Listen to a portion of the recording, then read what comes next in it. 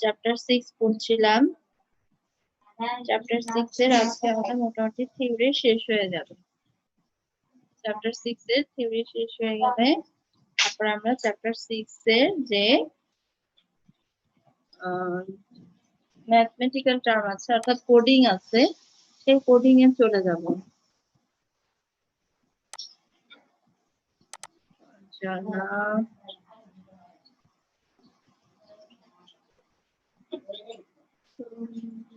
একজন একজন করে আসছি।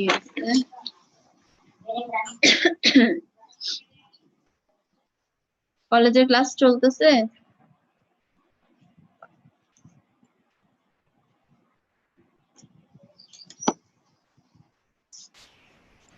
আমরা মনে হয় ডাটাবেজ রিলেশনশিপ করছিলাম। ডাটাবেজ রিলেশনশিপ, ডাটাবেজ রিলেশনশিপ, ঠিক আছে। ডাটাবেজ রিলেশনশিপে আমরা 1 to 1, 1 to many, many to 1 করেছিলাম। জাস্ট বাকি ছিল মেনি টু মেনি। বলেছিলাম ওটা অত ইম্পর্টেন্ট না, তারপর পড়ে রাখা ভালো, হয়তো অন্যবার আসে নাই কিন্তু এই বছর আসতে পারে, তাই আমরা মেনি টু মেনি শিখে রাখবো। Many two many relationship.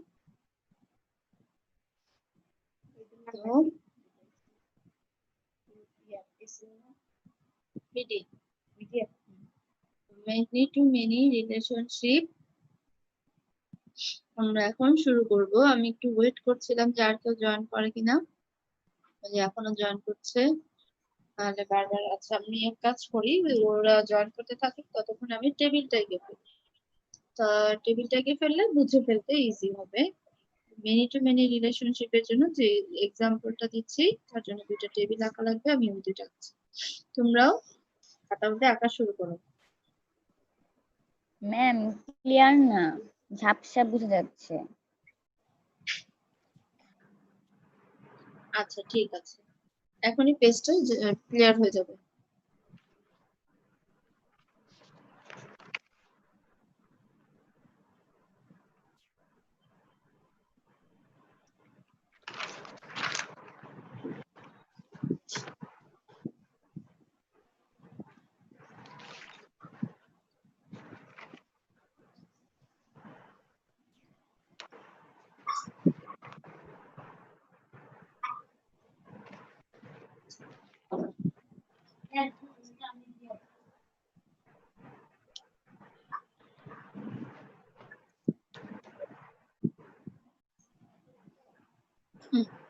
এখন পেজ ঠিক মতো দেখা যাচ্ছে?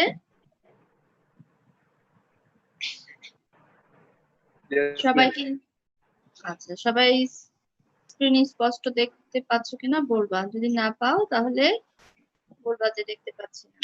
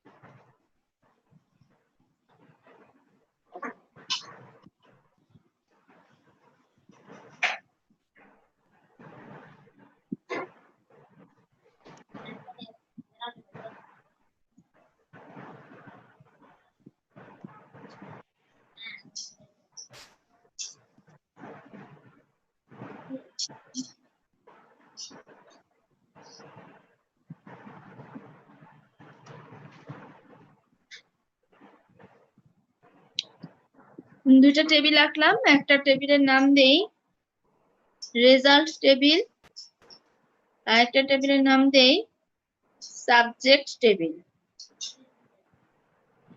একটা নাম দিলাম রেজাল্ট আর একটা নাম দিলাম সাবজেক্ট। এখন আমি যদি কোশ্চেনে আসি যে উদ্দীপকের টেবিল দুটার মধ্যে কি কোনো রিলেশনশিপ তৈরি করা সম্ভব, তাহলে আমরা কি করব? তাহলে আমরা জানি রিলেশনশিপ তৈরির প্রথম শর্তই হচ্ছে কমন ফিল্ড থাকতে হবে, বাট দেখো এখানে কোনো কমন ফিল্ড নাই।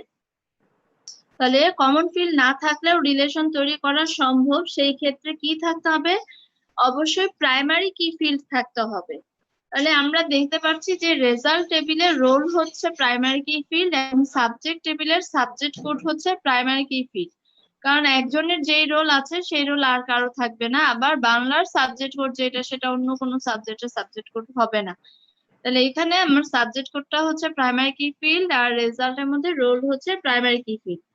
এখন ডাটা রিলেশনশিপের ক্ষেত্রে যদি তোমাদের কখনো এরকম টেবিল পাও যে দুইটার মধ্যে প্রাইমারি কি ফিল্ড আছে এবং তথ্যগুলোও ইউনিক আছে, যেটা একবার আছে সেটা দ্বিতীয়বার নাই, তাহলে সেখানে many two many relationship table তৈরি করা সম্ভব। Many two many relationship database তৈরি করা সম্ভব। এর জন্য আমরা কি করব? মেনি টু মেনি রিলেশনশিপ তৈরি করার জন্য পরীক্ষা জাস্ট এরকম দুটো টেবিল থাকবে। টেবিল থাকলে তোমাকে কি করতে হবে? মেনি টু মেনি রিলেশনশিপের সবচেয়ে বড় সুবিধা হচ্ছে যে আলাদা একটা টেবিল তৈরি করতে হয়, যার নাম হচ্ছে জাংশন টেবিল। এই জাংশন টেবিল দিয়েই আমার মেনি টু মেনি রিলেশনশিপ তৈরি করা হয়। ঠিক আছে, তাহলে আমরা দুইটা জিনিস খেয়াল করব। এক নাম্বার জিনিস হচ্ছে যে দুইটা টেবিলের মধ্যে অবশ্যই প্রাইমারি কি ফিল্ড আছে কিনা, আর এটা হলো একটা। আর দুই নাম্বার হচ্ছে প্রাইমারি কি ফিল্ডের তথ্যগুলা ইউনিক কিনা, অদ্বিতীয় কিনা। যদি প্রাইমারি কি ফিল্ডের তথ্যগুলো অদ্বিতীয় থাকে এবং প্রাইমারি কি ফিল্ড থাকে, তাহলেই মেনি টু মেনি রিলেশন তৈরি করা সম্ভব। এবং এর জন্য আমি একটা জাংশন টেবিল তৈরি করতে হয়, এবং জাংশন টেবিলটা কিভাবে তৈরি করতে হয় আমি এখন এঁকে দেখাচ্ছি। জাংশন টেবিলটা তৈরি করার নিয়ম হচ্ছে প্রথমে প্রথম টেবিলের যেটা প্রাইমারি কি ফিল্ড সেটা নিয়ে আসতে হয়। তাহলে এখানে রোল, গ্রুপ আর জিপি এর মধ্যে প্রাইমারি কি ফিল্ড হচ্ছে রোল। তাহলে এখানে আমরা নিয়ে আসব রোল। তারপরে কি লেখা আছে? তারপরে আমরা দ্বিতীয় টেবিলে চলে যাব। দ্বিতীয় টেবিলে দেখব প্রাইমারি কি ফিল্ড কোনটা। দ্বিতীয় টেবিলে প্রাইমারি কি ফিল্ড হচ্ছে সাবজেক্ট কোড। তাহলে এখানে আমরা লিখব সাবজেক্ট কোড। এরপরে এক বা একাধিক সাধারণ ফিল্ড লিখতে পারো। এখন ইচ্ছা করলে বাকি তিনটা সাধারণ ফিল্ড দিয়ে দিতে পারো, বা যে কোনো একটা দিতে পারো, এটা থেকে দিতে পারো, এটা থেকে দিতে পারো, যে কোনো। তার মানে ফার্স্ট নিয়ম হচ্ছে এই জাংশন টেবিল তৈরি করার প্রথম টেবিল থেকে প্রাইমারি কি ফিল্ড নিতে হবে, দ্বিতীয় টেবিল থেকে প্রাইমারি কি ফিল্ড নিয়ে আসতে হবে, আর যে কোনো একটা সাধারণ ফিল্ড নিয়ে আসতে হবে। ধরো আমি নিয়ে আসলাম জিপিএ। এরপরে আরো সুবিধা যে জাংশন টেবিলটা যেহেতু নিজের তৈরি করতে হয়, আমি আমার ইচ্ছা মতো ডাটা দিব। এখন মেনি টু মেনি কথাটার দ্বারাই আমরা বুঝতে পারতেছি যে কোনো একটা ডাটা টেবিলের একটা রেকর্ড যখন অন্য একটা ডাটা টেবিলে একাধিক রেকর্ড, আবার অপর ডাটা টেবিলের একটা রেকর্ড প্রথম ডাটা টেবিলের যদি একাধিক রেকর্ডের সাথে রিলেশন তৈরি করে তখন তাকে মেনি টু মেনি বলে। তাই আমরা কি করব জানো? মনে করো এখানের একটা রেকর্ড আমি দুইবার লিখলাম, যেমন মনে করো 1001, এটাই দুইবার লিখলাম। এখন তাহলে একটা রেকর্ডে এটার কি একাধিক রেকর্ডের সাথে রিলেশন তৈরি করবে। ধরো আমি এখানে দিলাম 101 আর 201, তার মানে কি এক রোল সে দুইটা পরীক্ষা দিচ্ছে, বাংলা আর ইংলিশ। ঠিক আছে, ধরো বাংলায় পেয়েছে সে 4.2 আর ইংলিশে পেয়েছে 4.8। আবার মনে করো আরেকটা রোল দিলাম 1002। এখন 1002 কি করলো? সেও বাংলা পরীক্ষা দিয়েছে, সে পেয়েছে 4.3। ঠিক আছে, আবার মনে করো এখানে দিলাম 1003, সে পরীক্ষা দিয়েছে মনে করো আইসিটি এরকম। হ্যাঁ কি দিলাম 1799 আইসিটি, এখানে দিলাম ধরো 5.0।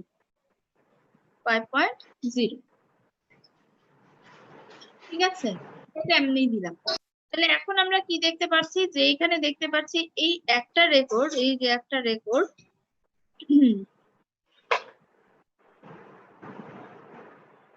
রেজাল্ট টেবিলের এই একটা রেকর্ড 1001 সাবজেক্ট টেবিলের দুইটা রেকর্ডের সাথে রিলেশন তৈরি করছে, বাংলা আর ইংলিশ। আবার কি দেখছি? এই যে বাংলা এই রেকর্ডটা, অর্থাৎ সাবজেক্ট টেবিলের একটা রেকর্ড বাংলা, ঠিক আছে, 101 এই সাবজেক্ট টেবিলের এই একটা রেকর্ড রেজাল্ট টেবিলের দুইটা রেকর্ডের সাথে রিলেশন করছে, একটা হচ্ছে 1001 আর একটা হচ্ছে 100T। তাহলে এখানের এই একটা রেকর্ড এটার দুইটা রেকর্ডের সাথে রিলেশন করছে, আবার এইখানের একটা রেকর্ড এই সাবজেক্ট টেবিলের দুইটা রেকর্ডের সাথে রিলেশন করছে। এরকম দুইটা, তিনটা, চারটা, পাঁচটা যত ইচ্ছা হতে পারে। মানে আমাকে এমন ভাবে আমি আঁকবো, এবং আঁকাটা এত ইজি দেখছো, আমি নিজের ইচ্ছা মতো আঁকলাম। তার মানে তুমি তোমার ইচ্ছা মতো আঁকবা। তোমার এই দুইটা টেবিল দেওয়া থাকবে, দুইটা টেবিল থেকে একটা জাংশন টেবিল তৈরি করবা। জাংশন টেবিল মানে এটা প্রাইমারি কি ফিল্ড নিয়ে আসবা, এটার একটা প্রাইমারি কি ফিল্ড নিয়ে আসবা, আর এক বা একাধিক সাধারণ ফিল্ড নিয়ে আসবা। তারপরে কি করবা, এখান থেকে যে কোনো একটা রেকর্ড একাধিকবার লিখবা, এবং ওই একটা রেকর্ডের সাথে এখানে একাধিক রেকর্ডের সাথে রিলেশন।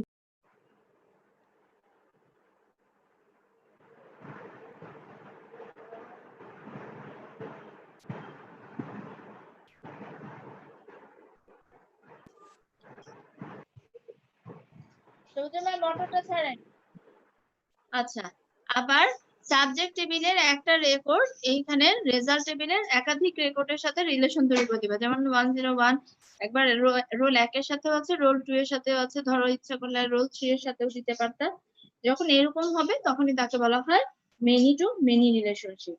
তাহলে সংজ্ঞাটা হয়ে গেল যে কোনো একটা ডাটা টেবিলের একটি রেকর্ড যখন অন্য একটা ডাটা টেবিলের একাধিক রেকর্ডের সাথে রিলেশন করবে, এবং অপর ডাটা টেবিলেরও একটি রেকর্ড যখন অন্য আরেকটি প্রথম টেবিলের একাধিক রেকর্ডের সাথে রিলেশন তৈরি করবে, তখন তাকে মেনি টু মেনি রিলেশনশিপ বলে। এবং মেনি টু মেনি রিলেশনশিপ তৈরি করার সময় একটি জাংশন টেবিল তৈরি করতে হয়। বাস, তারপরে যে বললা যে উদ্দীপকের টেবিল দুটার মধ্যে মেনি টু মেনি রিলেশনশিপ হবে নিম্নরূপ, তারপরে এভাবে এঁকে দিলাম, তাহলেই হয়ে গেল। তাহলে আমাদের ডাটাবেস রিলেশনশিপ যে 4 প্রকার ছিল, 4 প্রকার পড়া শেষ। এরপরে আবার একটু আছে রিলেশনশিপের ডিগ্রি। এটা আমি বই থেকে একটু দেখাবো, আমি এটা পড়া খাতায় আর লিখাচ্ছি না, কারণ এটা খুব ইজি এবং এটা থেকে তেমন একটা পরীক্ষা আসে না। তাই আমি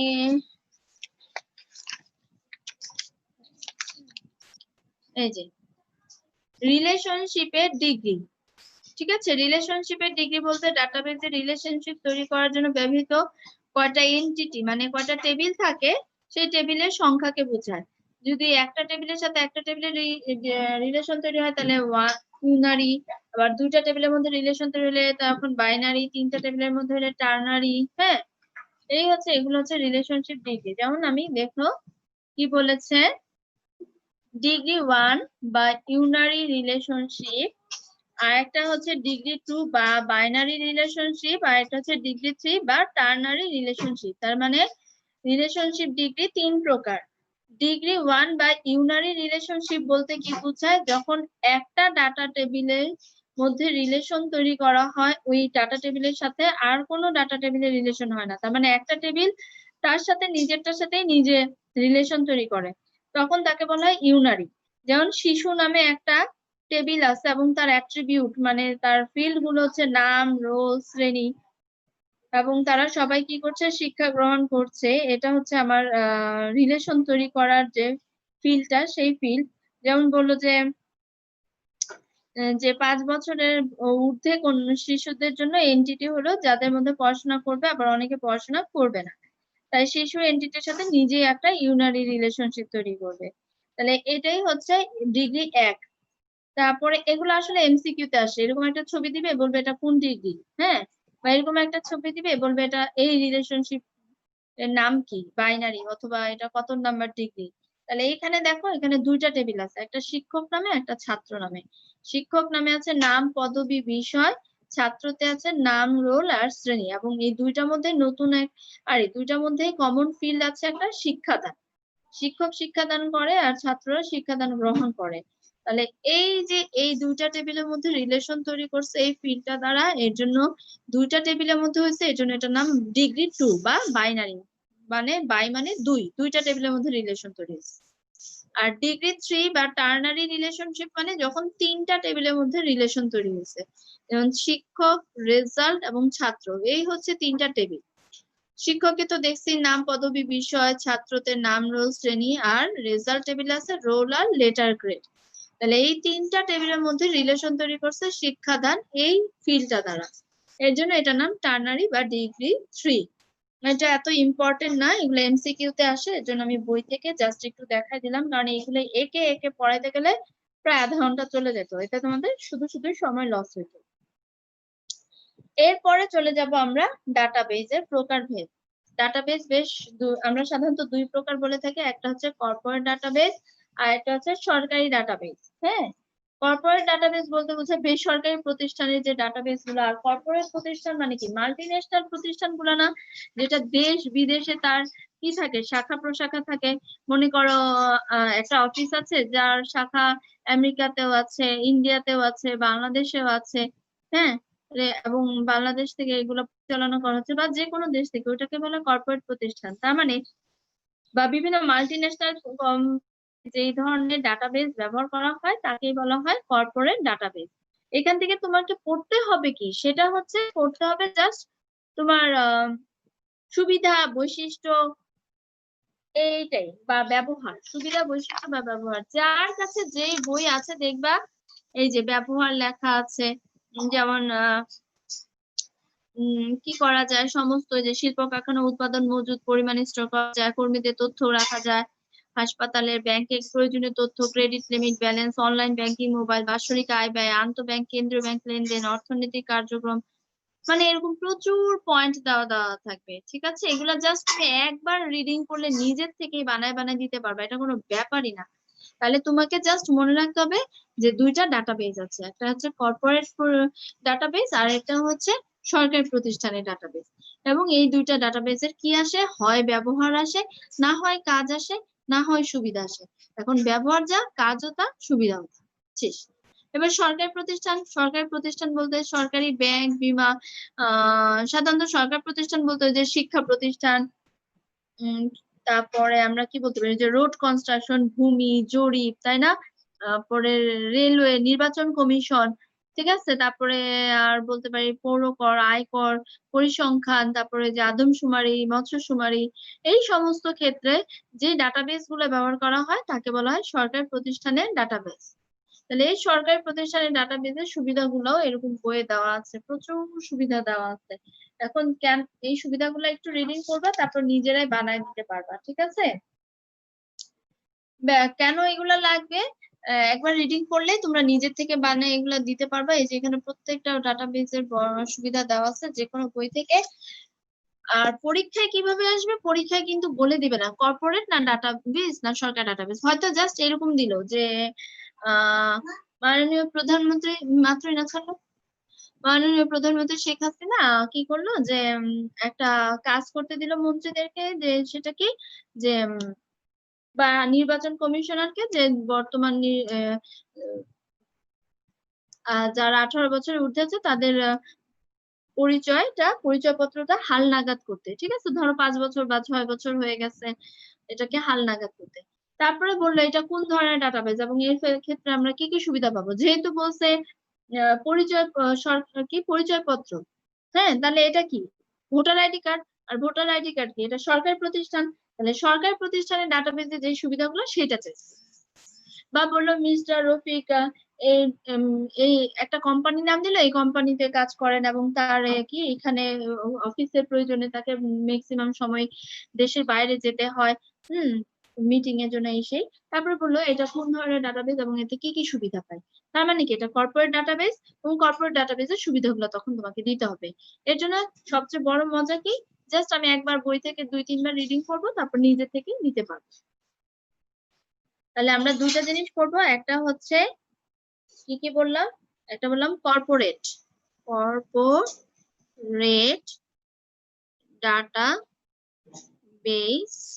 কর্পোরেট ডাটাবেস থেকে আমরা কি বললাম, যে আমরা এখান থেকে সংজ্ঞা আর পড়বো সুবিধা যা, কাজও তা, এবং ব্যবহারও তা, যেটাই আসুক একই কথা। হ্যাঁ, সুবিধা, কাজ, ব্যবহার। আরেকটা বললাম সরকারি প্রতিষ্ঠানের ডাটাবেস। তাহলে এখন লিখছি সরকারি প্রতিষ্ঠান, এতক্ষণে আবার জয়েন করতেছে, প্রতিষ্ঠানের ডাটাবেস। সরকারি প্রতিষ্ঠানের ডাটাবেসও একই জিনিসগুলাই করতে হবে। একই। সেই গেল আরেকটা থিওরি। এগুলা আসে সাধারণত গতে অথবা খতে, খ এর জন্য অথবা গ এর জন্য পড়তে হবে। হ্যাঁ, এই দুইটা, ক অথবা গ। এরপর চলে যাই ক। এর পরের যেগুলো পড়বো, যে থিওরি গুলো, এগুলো সাধারণত কতে আসে বা খতে আসে, ক খ এর জন্য আসে। এই থিওরি গুলো পড়লে আমাদের এখন আমরা যে থিওরি গুলো পড়বো, এই থিওরি গুলো পড়লে আমাদের মনে করো যে আজকের থিওরি শেষ। 6 নম্বর চ্যাপ্টার থিওরি শেষ, শুধু কোয়ারি ল্যাঙ্গুয়েজ ছাড়া। এরপরে জাস্ট আমরা কোয়ারি ভাষা শিখবো। তাহলে ফার্স্টে আমরা শিখবো ডাটাবেস সিকিউরিটি। ঠিক আছে, ফার্স্টে আমরা শিখবো ডাটাবেস সিকিউরিটি।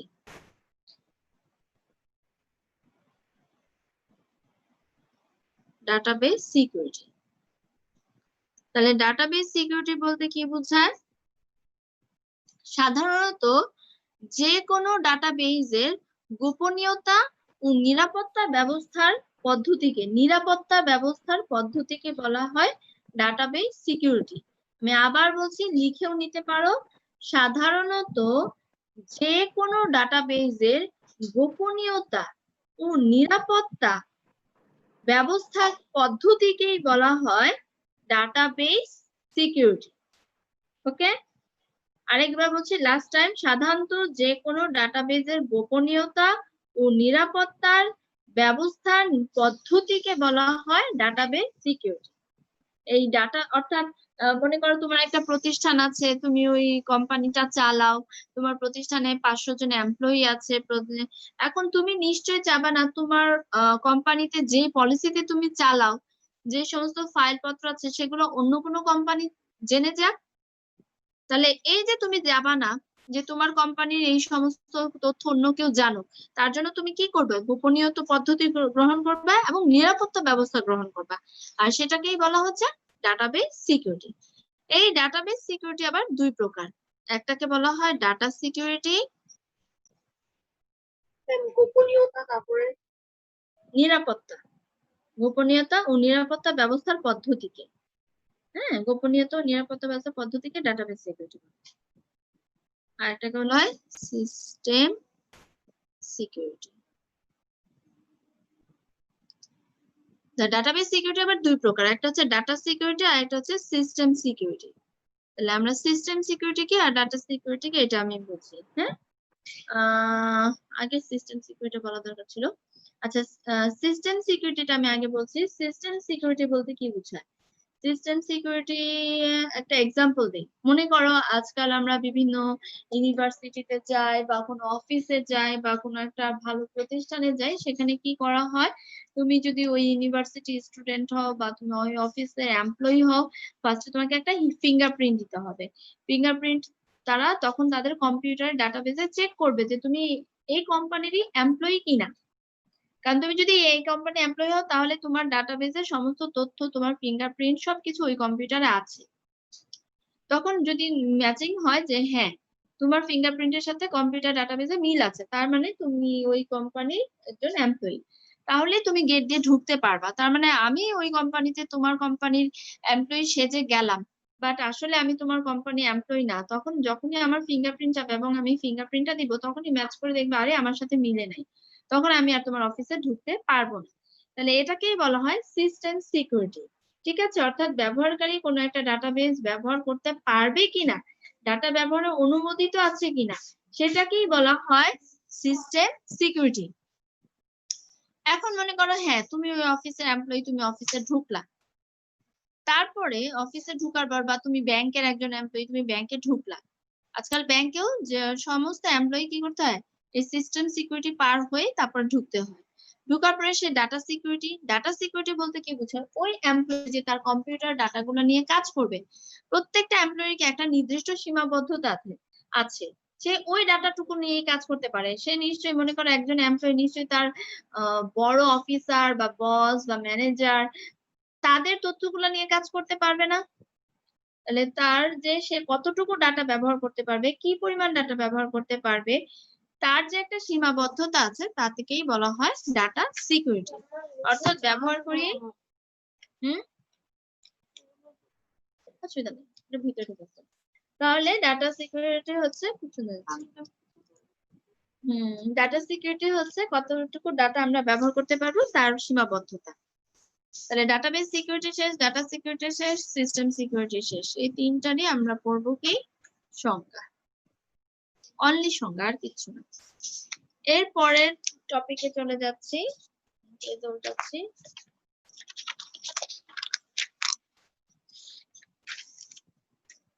তাহলে পরের টপিকটার নেম হচ্ছে আমাদের ডাটা সিকিউরিটি পর ডাটা এনক্রিপশন। ঠিক আছে, ডাটা এনক্রিপশন পড়বো, ডাটা ডিক্রিপশন পড়বো। তাহলে আমরা ফার্স্টে লিখছি ডাটা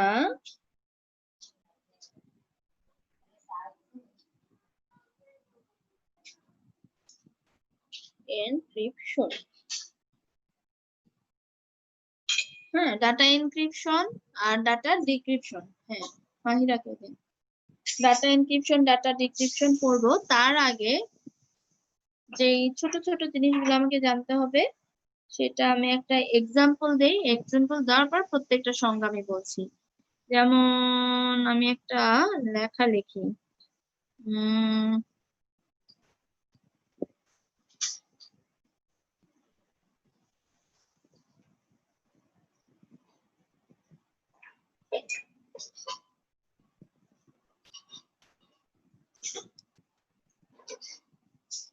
দেখো আমি একটা লিখলাম BQQMS, এটা দিয়ে কি তুমি কিছু করতে পারতেছো? এটা মানে কি কেউ বলতে পারবা? কেউ পারবা না, ঠিক না? তাহলে এখন আমি বললাম যে এই যে আমি কয়েকটা অক্ষর লিখলাম, এটা কেউ করতে পারছো না, ঠিক আছে, ভালো কথা। কিন্তু এক কাজ করো, এই প্রত্যেকটা অক্ষরের আগের অক্ষর লিখে ফেলো তো, তাহলে কি হবে বলো? যেমন বি এর আগের অক্ষর কি? এ। কিউ এর আগের অক্ষর কি? পি। আবার কিউ এর আগের অক্ষর পি। এবার এম এর আগের অক্ষরটা যাই এল। এফ এর আগের অক্ষর যাই ই। তাহলে আমি কি লিখেছিলাম? আমি আসলে লিখেছিলাম অ্যাপল। যখন আমি অ্যাপল লিখেছিলাম APPL অ্যাপল, তখন সবাই পড়তে পারছো, বাট আমি যখন অ্যাপলটা না লিখে এরকম উল্টাপাল্টা অক্ষর লিখছি তখন কেউ পড়তে পারো নাই, তাই না? আমরা সিআইডি দেখি, সিআইডি তে কি দেখছি যে অনেক সময় অনেক গোপন তথ্য থাকে, একটা কোড পায়, ধরো একটা শত্রুকে ধরলো, তারপর দেখলো যে তার কাছে একটা নোট পাইলো, কিন্তু ওই নোটটা তারা কি করে আস্তে আস্তে উদ্ধার করে, যে আসলে কি বলা হয়েছে একটু না। ঠিক তেমনি এই যে এটাও হচ্ছে একটা গোপনীয় সংকেত। এই গোপনীয় সংকেতকে যখন মূল সংকেতে রূপান্তর করা হয় তখনই এটাকে বলা হয় প্লেন টেক্সট। ঠিক আছে, তাহলে এখন আমরা কয়েকটা জিনিস করবো। একটাকে বলা হয় ওহি আবার এতক্ষণ পরে থাকতেছে প্লেন, আচ্ছা একটু পরে লাইনও কেটে যাবে। হ্যাঁ, প্লেন টেক্সট। তাহলে ফার্স্ট সংজ্ঞা হচ্ছে প্লেন টেক্সট কি, আমি বলছি একটা একটা করে লেখো। এনক্রিপশন, এই যে এনক্রিপশন, এনক্রিপশন করার পূর্বে মূল ডাটা বা অরিজিনাল ডাটাকেই বলা হয় প্লেন টেক্সট। আচ্ছা, এখন আমার কথা হইতে পারে যে এনক্রিপশন মানেটা কি, ঠিক আছে, আর ডিক্রিপশন ম্যাম মানেটা এটা কি লিখছেন? কোনটা কি লিখছি?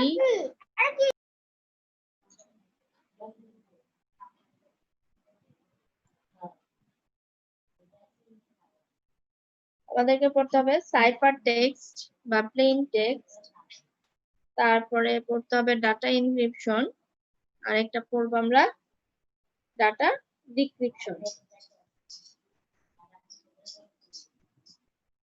ডাটা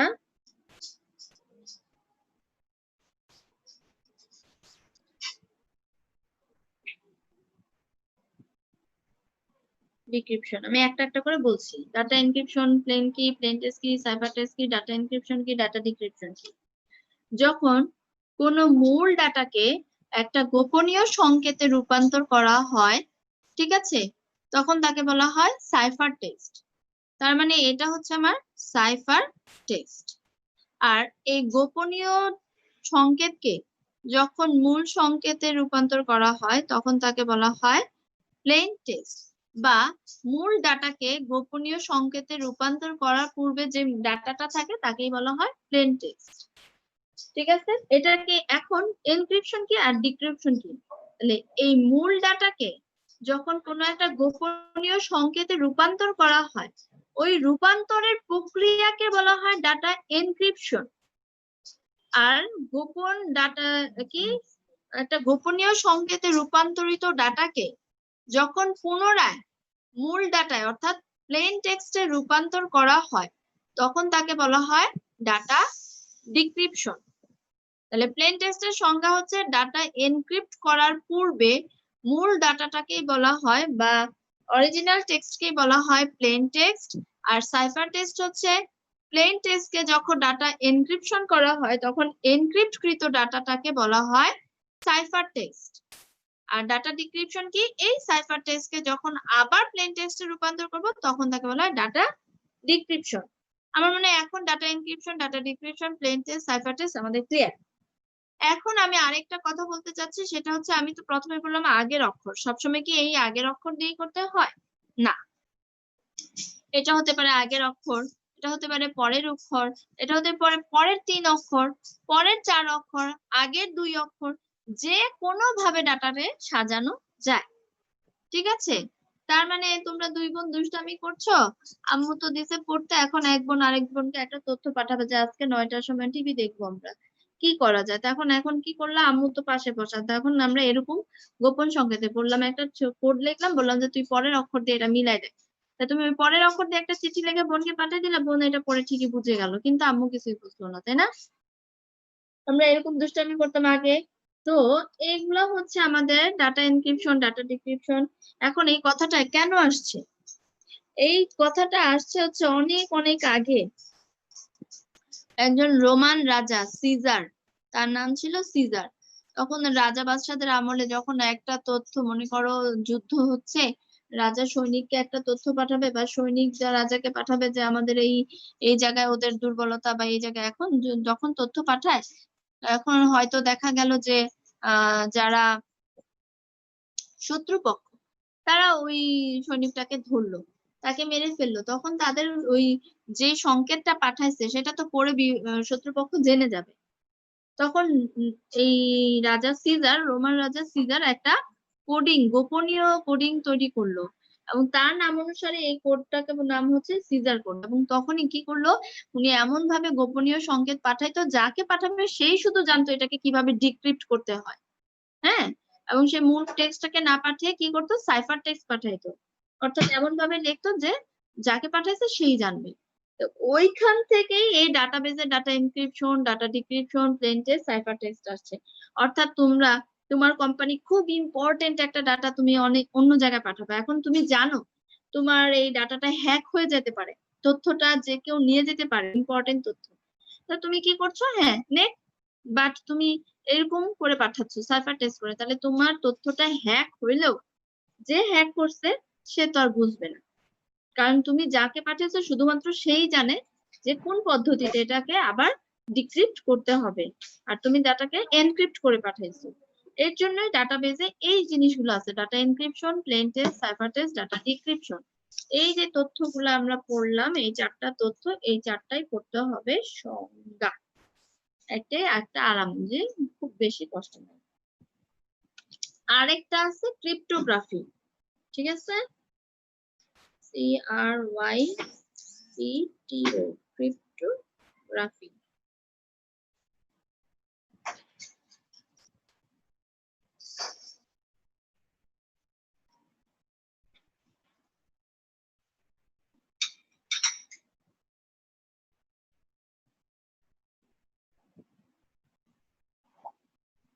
এটারও সংজ্ঞাই করতে হবে। ক্রিপ্টোগ্রাফি বলতে কি বোঝায়? ক্রিপ্টোগ্রাফি বলতে বোঝায় বিজ্ঞানের যে শাখায় গণিতের মাধ্যমে ডাটা এনক্রিপশন, ডাটা ডিক্রিপশন, হ্যাঁ ইত্যাদি নিয়ে আলোচনা করা হয়, ডিক্রিপশন প্রক্রিয়া নিয়ে আলোচনা করা হয়, তাকেই বলা হয় ক্রিপ্টোগ্রাফি।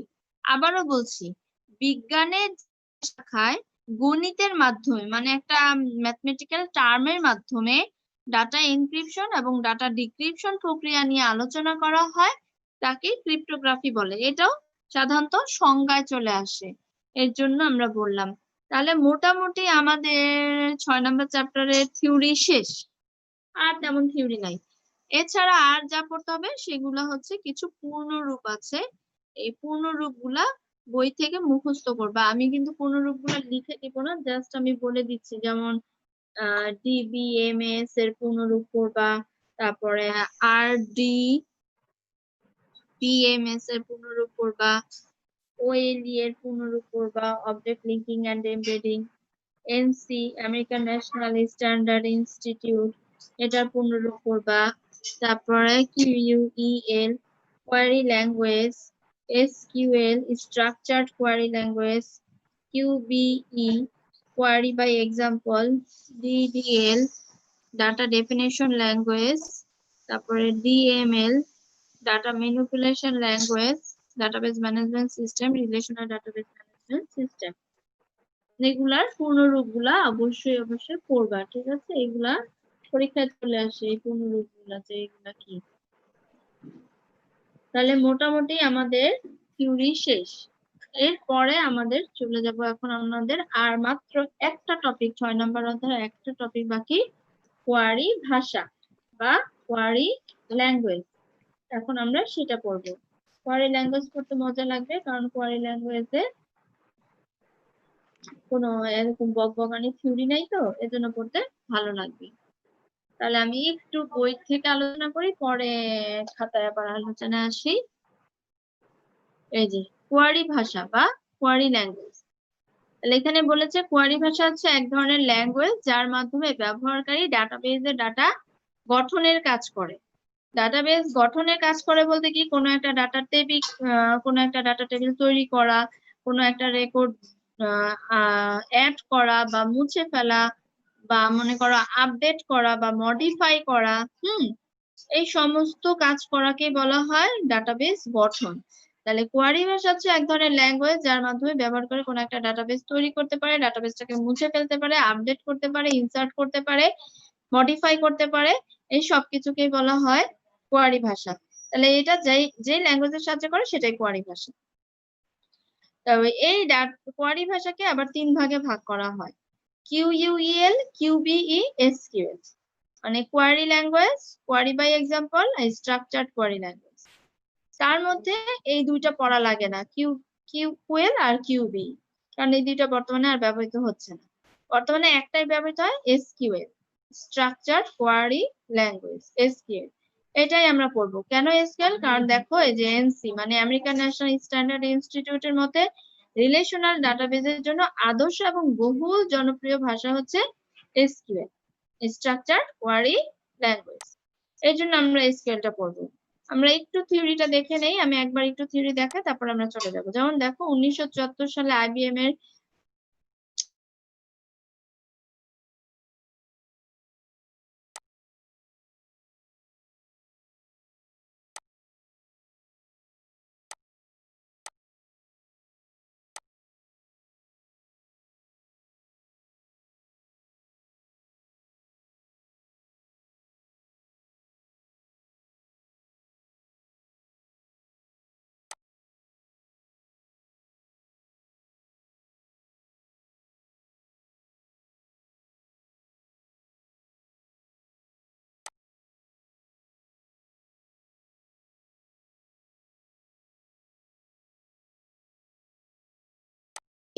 কি করবো ওরে আল্লাহ, এগুলো বলে দাও সেটা। শেষ করি প্রতিদিন। পেন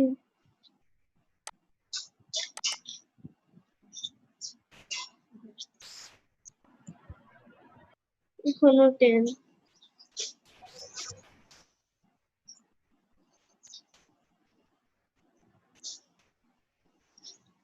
হয়ে গেল।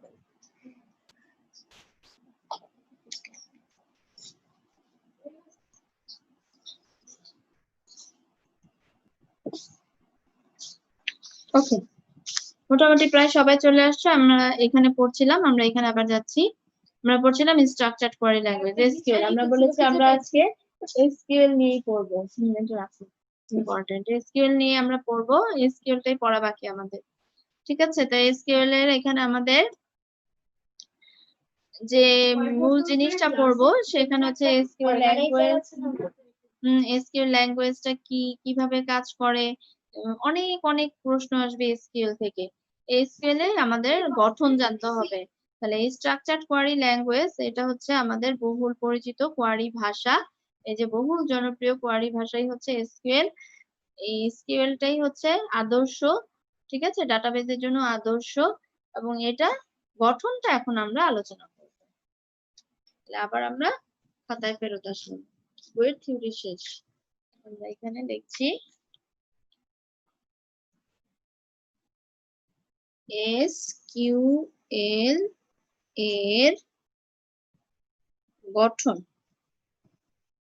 মানে স্ট্রাকচারড কোয়ারি ল্যাঙ্গুয়েজের গঠন। স্ট্রাকচারড কোয়ারি ল্যাঙ্গুয়েজ সাধারণত তিনটা অংশ নিয়ে গঠিত। প্রথম অংশটাকে বলা হয় সিলেক্ট, 2 নাম্বার অংশটাকে বলা হয় ফ্রম, আর 3 নাম্বার অংশটাকে বলা হয় ওয়্যার।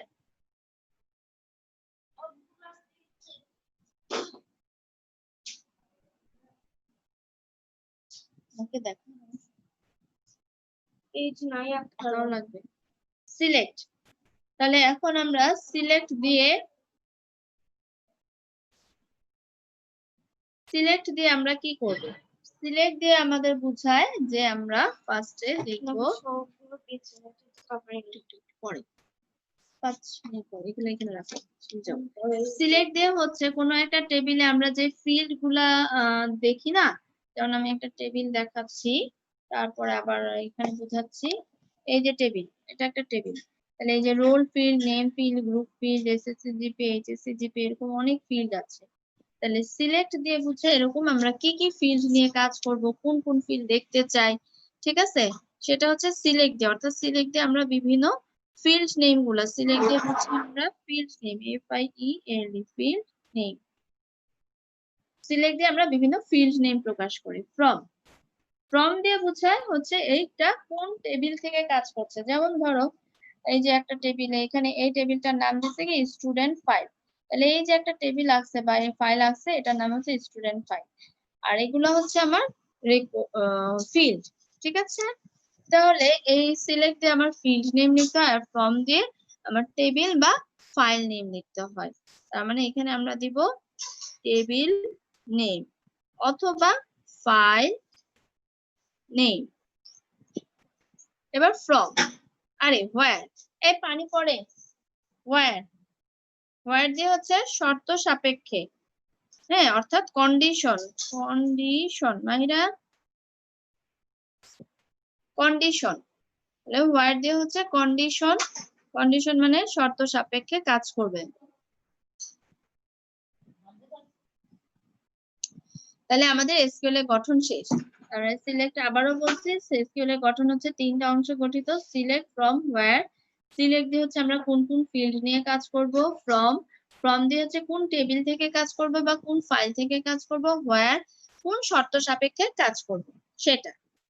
তাহলে গঠন শেষ হওয়ার পরে এরপরে আমরা একটা এক্সাম্পল দিব। একটা এক্সাম্পল লেখাচ্ছি তাহলে আমরা বুঝবো। মনে করো এখানে একটা টেবিল আঁকলাম। আসলে পরীক্ষায় তো আর টেবিল আসবে না, কোশ্চেন আকারে আসবে, তাও আমি একটু দেখাই দিচ্ছি। এখানে 4টা ফিল্ড দিলাম। ধরো এখানে আছে রোল, এখানে নেম আছে নেম, এখানে আছে ধরো গ্রুপ, এখানে আছে ধরো জিপিএ। এখানে আমি কয়েকটা রেকর্ড রাখলাম। ধরো রোল দিলাম 01, 02, 03, 04। নেম, নেম ধরো দিলাম রিমি, ওহি, মনি,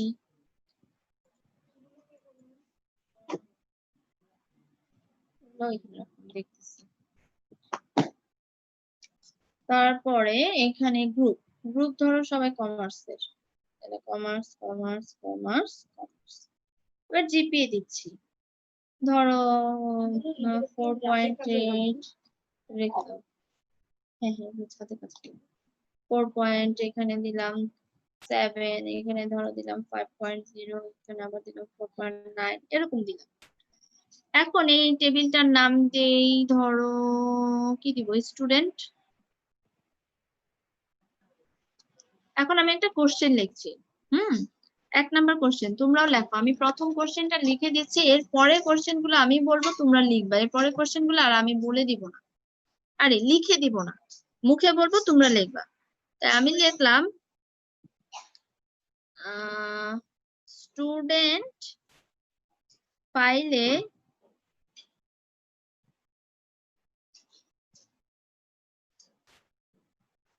যাদের জিপিএ 4.8 এর বেশি, স্টুডেন্ট ফাইলে যাদের জিপিএ 4.8 এর বেশি, তাদের রোল নেম ও জিপিএ ফিল্ড দেখার বা প্রদর্শনের জন্য এসকিউএল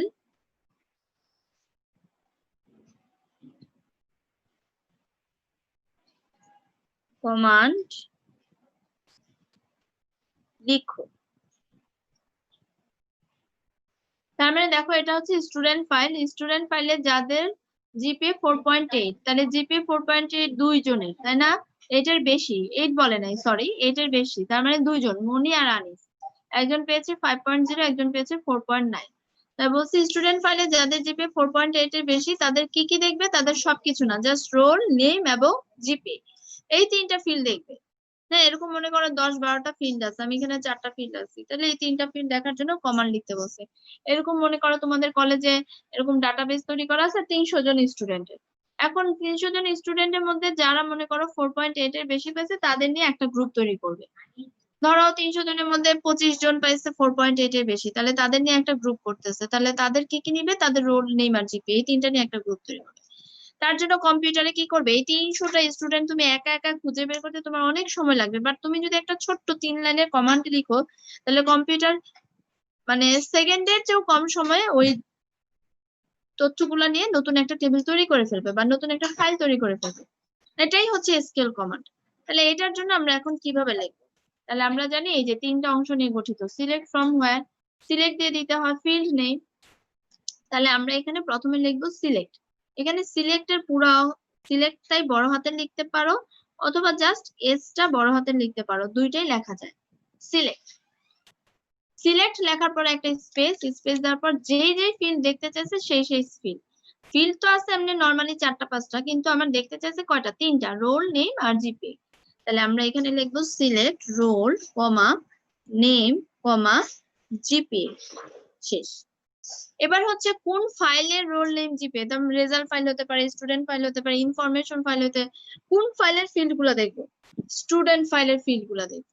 তাহলে আমরা এখন লিখবো, এই যে দেখো গঠনের সিলেক্টের পরে ছিল ফ্রম, তাহলে এখানে আমরা লিখবো ফ্রম। এখানে ফ্রমটা পুরাটাই বড় হাতে লিখতে পারো, অথবা শুধু এফটা বড় হাতে লিখবে।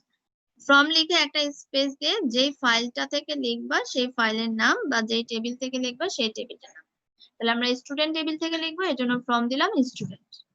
এর পরের অংশটা কি ছিল? সিলেক্ট ফ্রম হোয়ার, মানে শর্ত, শর্ত সাপেক্ষে। কোন শর্ত সাপেক্ষে দেখবা? মানে এই 3টা ফিল্ড যে দেখবা স্টুডেন্ট টেবিল থেকে, কাদের তথ্যগুলা দেখবা? যাদের জিপিএ 4.8 এর বেশি, তাদেরটা। তাহলে এটার জন্য আমরা লিখবো হোয়ার, এই হোয়ার পুরাটাই বড় হাতের অথবা শুধু ডব্লিউ বড় হাতের। হোয়ার কি শর্ত? জিপিএ গ্রেটার দেন 4.8 সেমিকলন, শেষ।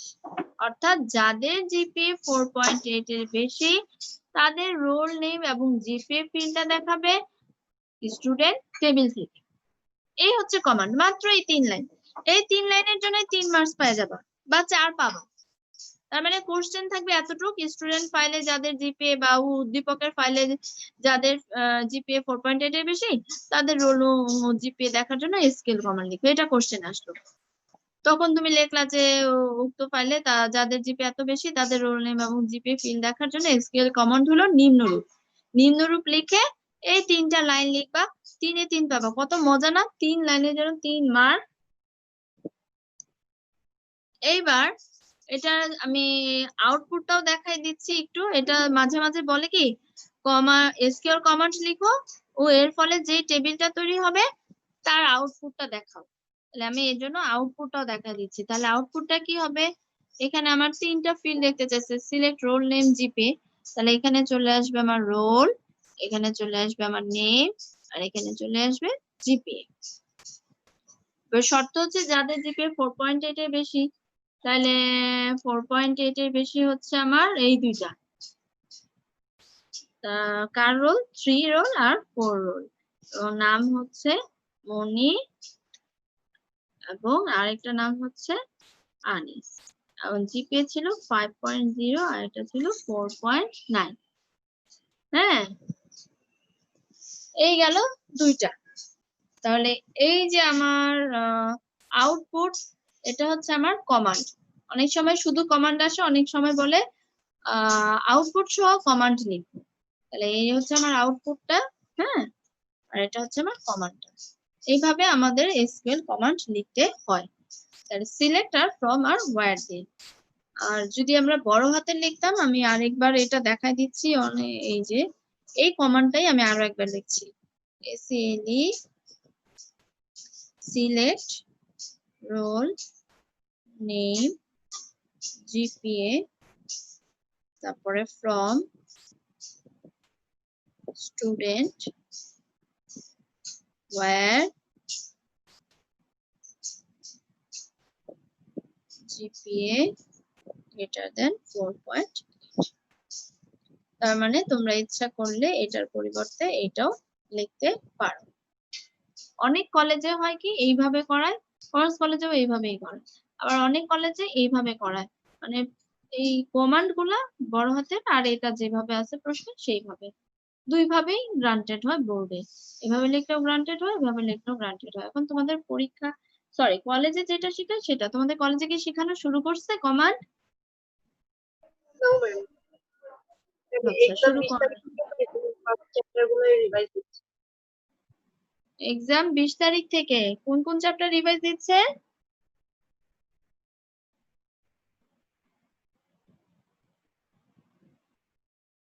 বিশ তারিখের এক্সাম কোন কোন চ্যাপ্টার? মিস 1 অধ্যায় আর 4 নাম্বার অধ্যায়। হ্যাঁ, 1 আর 4 পড়াইলো এতদিন কি, আর পরীক্ষা নিবে কি? কি সব বুঝলাম না। এতদিন পড়াইছে 4, 5, 6, 5 পড়াইলো, 6 পড়াইলো, আর এখন পরীক্ষা নেবে 1 আর 4। মিস আমরা তো সেকেন্ড ইয়ারে উঠি নাই, এইজন্য পরীক্ষা দেওয়ার জন্য, সেকেন্ড ইয়ার উঠার জন্য। যত সব ফাইজলামি, এত ঢং করে কেন বুঝি না। আচ্ছা যাই হোক, যেটা হয়েছে হয়েছে। এখন আমার বলো, কমান্ডটা কি অনেক ইজি না? তাহলে আমি আজকে আর একটা মাত্র কমান্ড লিখে ছুটি দিয়ে দিব। আজকে আর বেশি কমাবো না, নেক্সট ক্লাসে আমরা এসকিউএল এ প্রচুর কমান্ড করব। হ্যাঁ, তাহলে আমি এই যে একটা কমান্ড শিখলাম, এখন এই ধরনের কমান্ডের মতো আমি আরেকটা কোশ্চেন বলবো। এই কোশ্চেনটা আমি বলবো, তোমরা লিখবা, ঠিক আছে? তাহলে আমি কোশ্চেনটা 2 নাম্বার কোশ্চেন, আমি নেক্সট পেজে যাব। আর কোশ্চেনটা একটু কি যাকে ওর পুরো তোলা শেষ না হলে একটু তুলো। আমি নেক্সট কোশ্চেনটা বলছি, কোশ্চেনটা তুলে ফেলো। 2 নাম্বার, এখানে যেমন আমি 1 লিখেছি, তোমরা 2 নাম্বার লেখো। 2 নাম্বার লিখে আমি কোশ্চেনটা বলছি, লেখো স্যালারি নামক ফাইলের, কোশ্চেনটা হচ্ছে স্যালারি নামক ফাইলে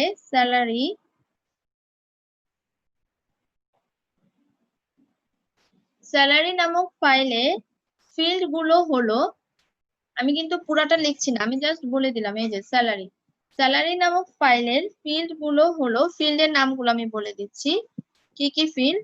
একটা হচ্ছে আইডি নং, 2 নাম্বারটা হচ্ছে নেম, 3 নাম্বারটা হচ্ছে সিটি, 4 নাম্বারটা হচ্ছে জয়েন ডেট, আর 5 নাম্বারটা হচ্ছে টোটাল স্যালারি।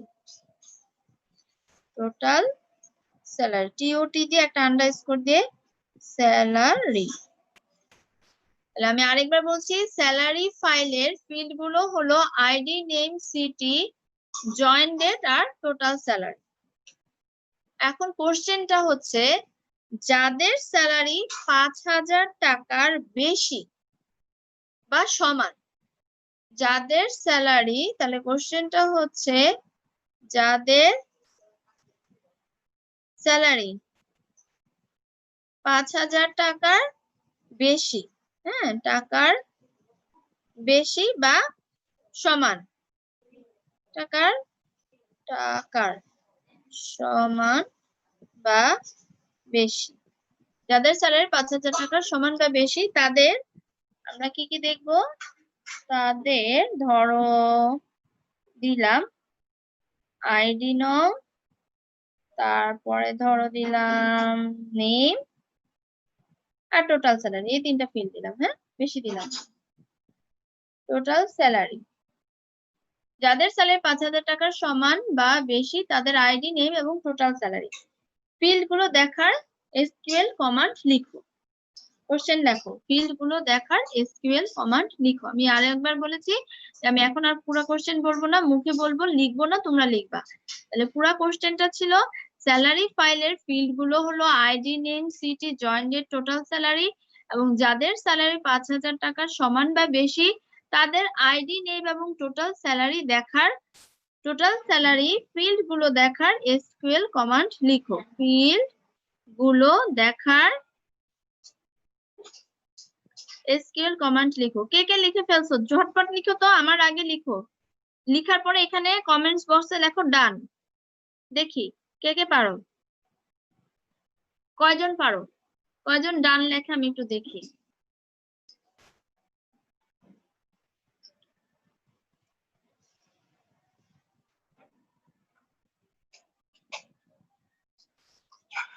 ঠিক আছে, আমি একটু ওয়েট করছি, আমি এখন লিখবো না, একটু ওয়েট করছি, 1 জন 2 জন একটু ডান লিখুক, তারপর আমি কোডিংটা করে দিব। যেহেতু আমি 1 নাম্বারটা করে দিছি, 2 নাম্বারটা একই রকম।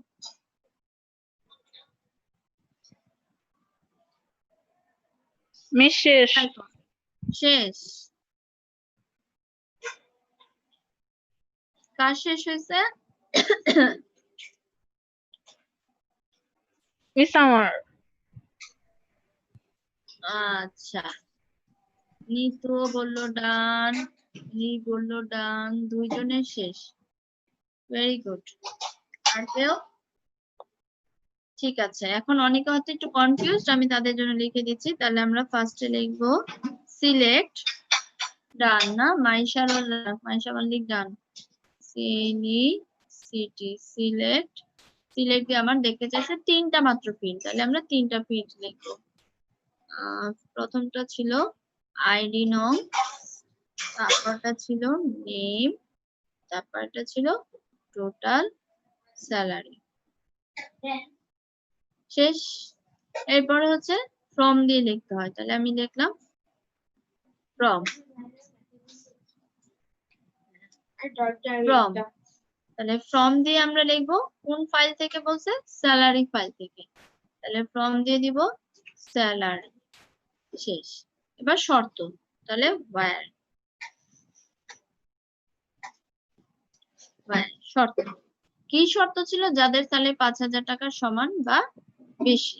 তাহলে আমরা এখানে স্যালারিটা কোন জায়গায়, কোন ফিল্ডে থাকে? টোটাল স্যালারি ফিল্ডে থাকে, তাহলে আমরা লিখবো where total salary greater than or equal 5,000, লাস্টে একটা সেমিকোলন দিতে হয়, ওয়্যারে সেমিকোলন দিতে হয়, সেমিকোলন। এই হচ্ছে আমার পুরো কোডিংটা। ঠিক আছে, আমার মনে হয় এখন সবাই বুঝতে পারছো। তাহলে নেক্সট ক্লাসে আমরা এরকম অনেক অনেক কোডিং করব। আজকে আমরা এই পর্যন্তই রাখছি, ইনশাআল্লাহ। ভালো থাকো। এটা মনে হয় তোমাদের মনে হয় আমার ঈদের আগে শেষ ক্লাস, তারপরে হয়তো ঈদের পরের থেকে আবার ক্লাস শুরু হবে। সবাইকে ঈদ মোবারক, আল্লাহ হাফেজ।